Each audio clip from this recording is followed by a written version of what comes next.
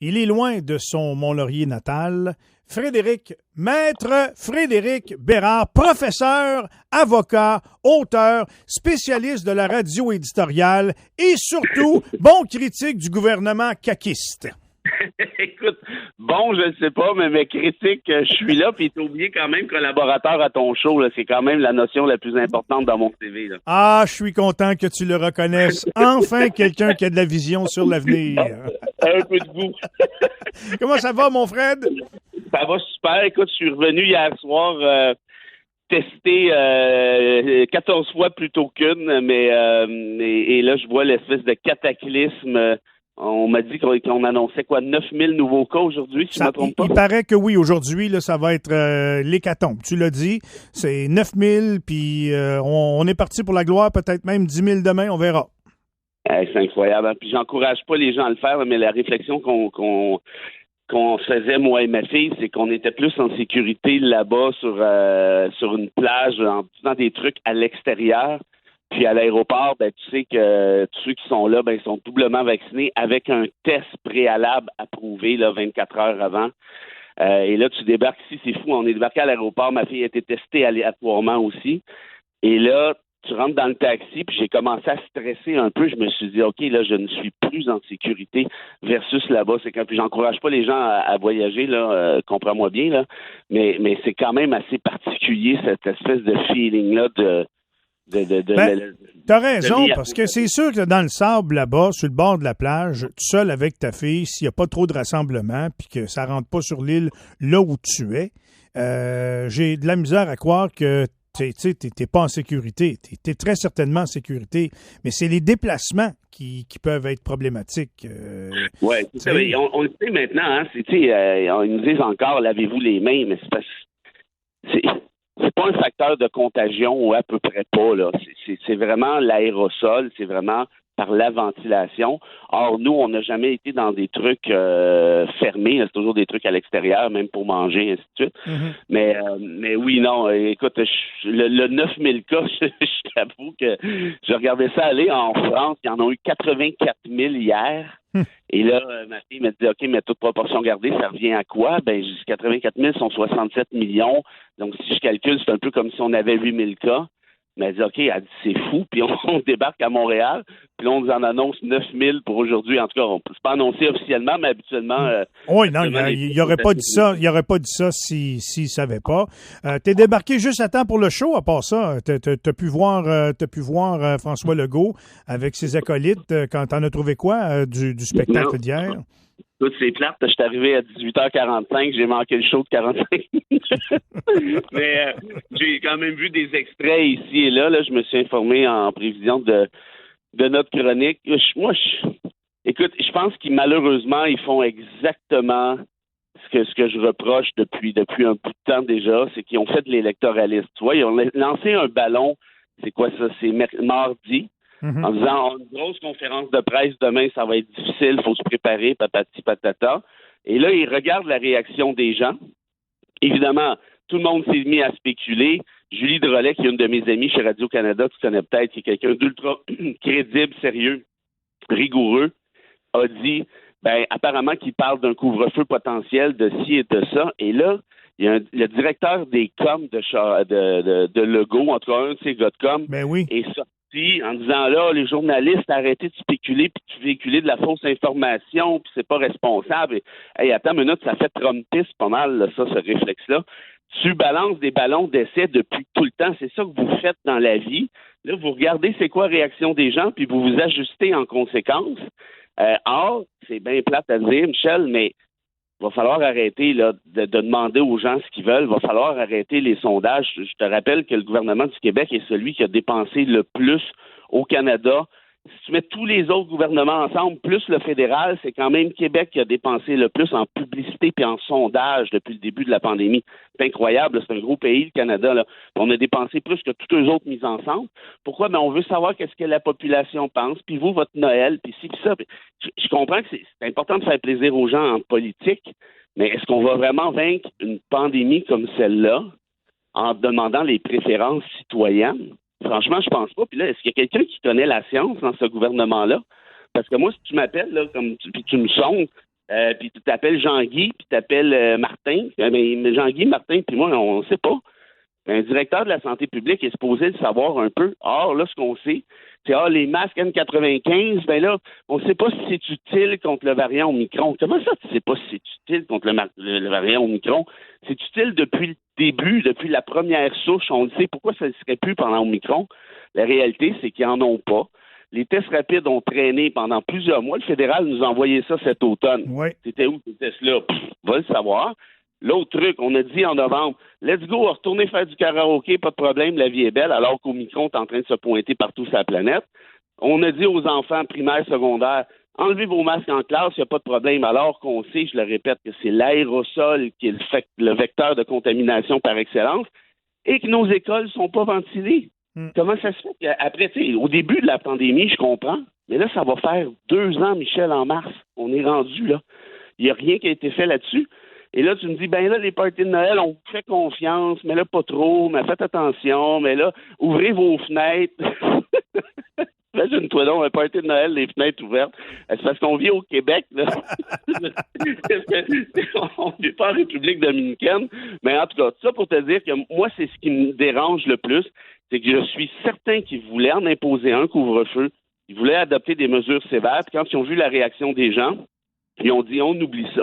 Or, je suis pas en train de te dire que je suis un gars qui est en amour avec les couvre-feux puis les mesures sévères, c'est pas ce que je dis.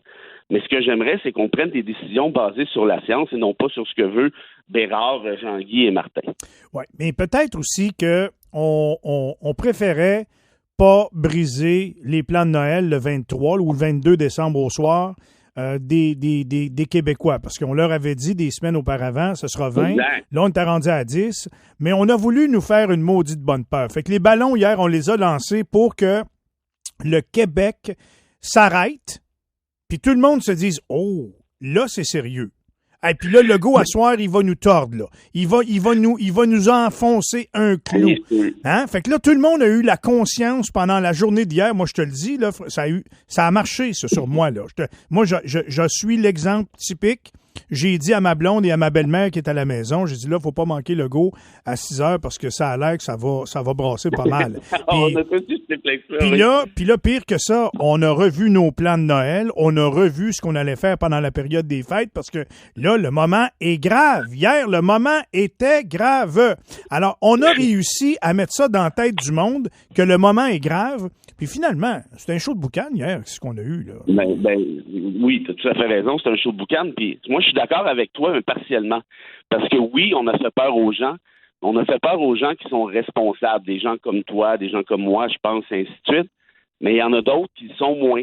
Puis je les critique, puis je les critique pas. Là, je comprends les 48 et tout. Mm-hmm. Or, si tu dis aux gens, auto-gérez-vous, tu sais, dans une pandémie, là, de dire à ses citoyens, gérez-vous, c'est un nouveau modèle, là. Ben, en même temps, hier, le discours était on ne peut plus clair quand il a fait un message aux non-vaccinés. Richard, là-dessus, le message aux non-vaccinés, s'il vous plaît? Moi je sais. Chez vous. Ben, écoute, moi, Frédéric, hier, je comprends là, que je suis d'accord avec toi qu'il n'y a pas de science, il n'y a pas ci, il n'y a pas ça.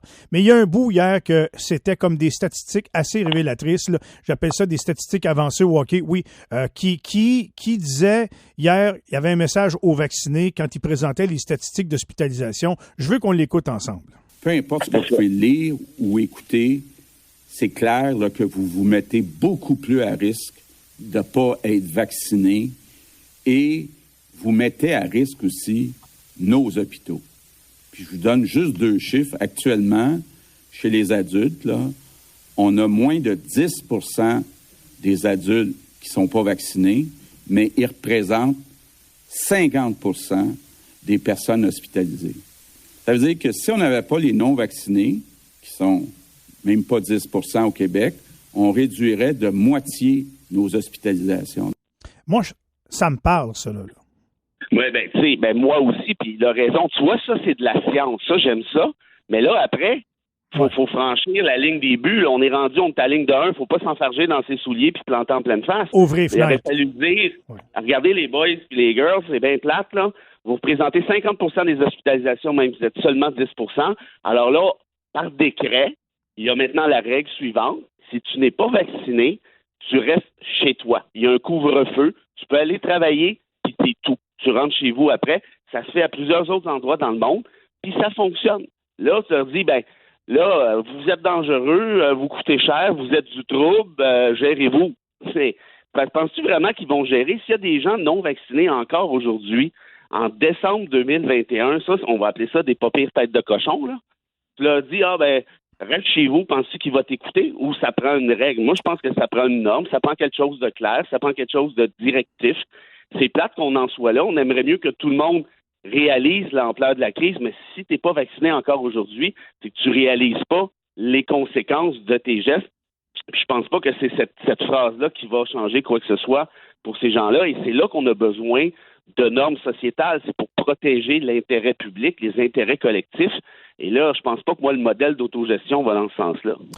T'as bien raison. Ou encore une fois, peut-être qu'on pourrait penser à la vaccination obligatoire, mais ça, c'est un autre dossier, bien sûr, mais c'est un ou l'autre. Là, oui, puis ça, tu vois, moi on en a déjà parlé. Moi, j'ai fait la petite analyse constitutionnelle. Puis oui, ça serait constitutionnel de forcer la vaccination. C'est plate qu'on en soit là. C'est même assez catastrophique parce qu'il va y avoir toutes sortes de drames, des gens qui ne vont pas se faire. Bon, t'imagines un peu le scénario. Oui. Mais est-ce qu'on a le choix? C'est-à-dire, là, on est à 9 000 cas. Là, demain, on va être à quoi? À 10 000? 12 000? Après les parties là, du 24-25, on va être à combien? 12, 15, 20? Je ne sais pas. Moi, je pense au personnel de santé. Je pense à mes amis infirmières. Je pense à mes amis préposés aux bénéficiaires. Je suis pas certain, moi, qu'ils vont être capables de passe-moi l'expression, toffer la run encore pendant 2-3 mois. Pas à cette vitesse-là. Alors, il se passe quoi? Encore plus de burn-out? Encore plus de départs? Encore plus de congés maladie tout court.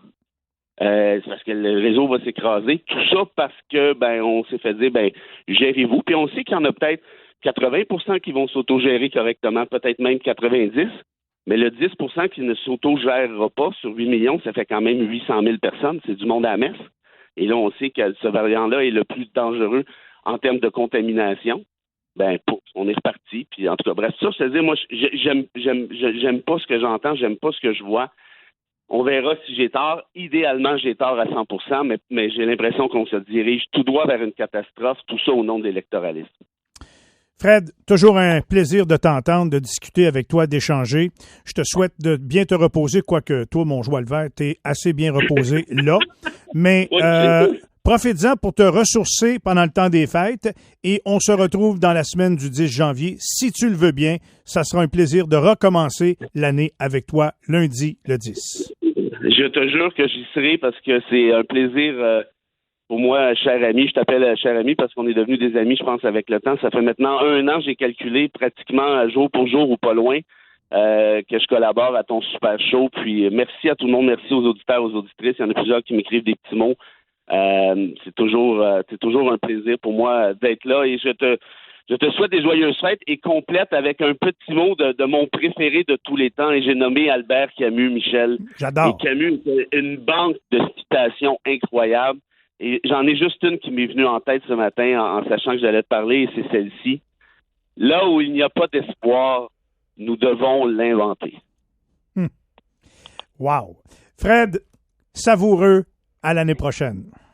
Salut les amis, à bientôt. Bye bye. Frédéric Bérard, ça se passe de commentaires. 7h28, les manchettes avec Pierre-Jean. Et au retour, vous êtes restaurateur, vous faites quoi? 6 par table, 50% du restaurant. Est-ce que vous restez ouvert ou pas? On pose la question au propriétaire du barbecue shop, Karim Filiou. Restez là.